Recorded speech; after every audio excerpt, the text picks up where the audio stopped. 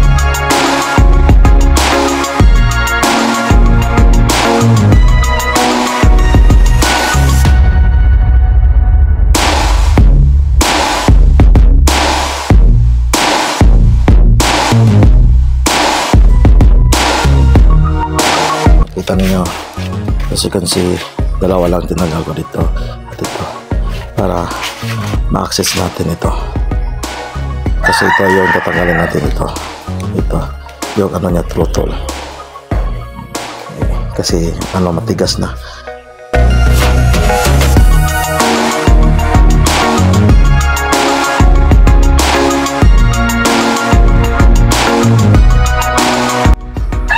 As you can see, tinanggalan natin dito itong dalawang screw dito, tinanggal natin. Ayan, ito yung naman sa loob. Alright, so putol na yung kanyang plastic. Yan, kaya ayaw nang function ng sakto, putput na yung throttle niya.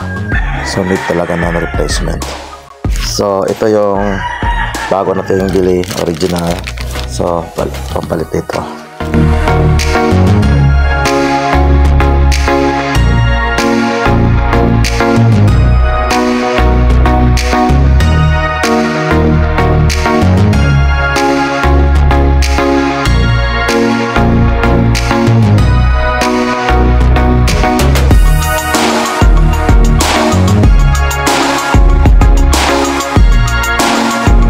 Mga kaibigan, so dalawa pa siya, ito isa, tsaka isa pinuto na natin itong plastic, dalawa pa ito. So babaan lang ito, ayan yung dalawa, ayan okay, papa, right, so ganun lang. So ito dalawa, throttle, lagyan muna natin ng W40. Ito kinakalawang na yung kanyang brake sa likod, yung sensor sa brake sa likod ito. So lagyan natin ng W40 bago natin ikabit yung bago.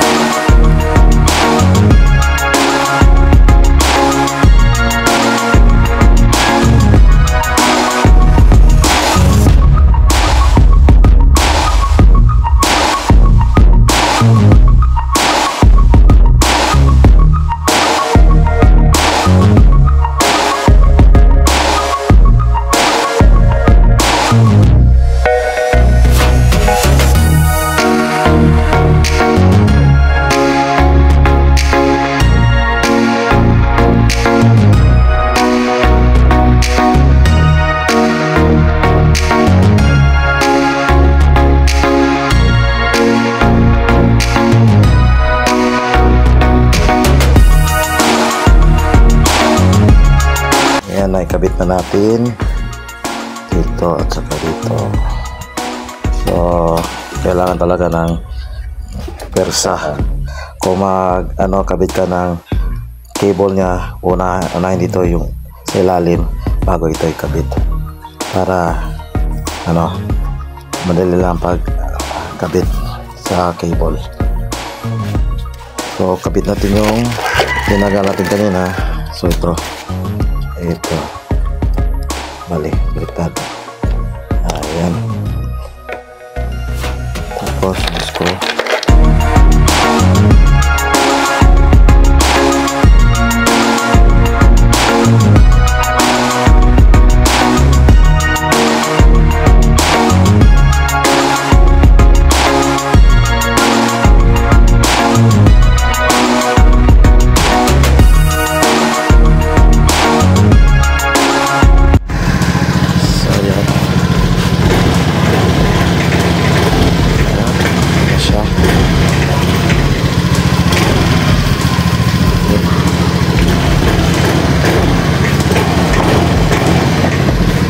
So, balik natin yung tinagal natin.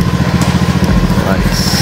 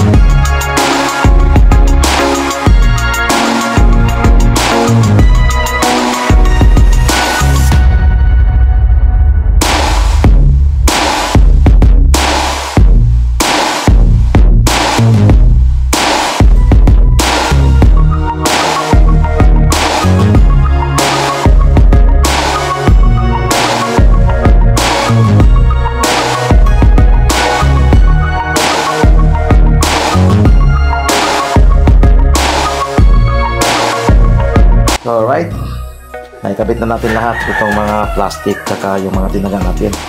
Tapos okay na. So testing, anda rin. Okay, anda rin.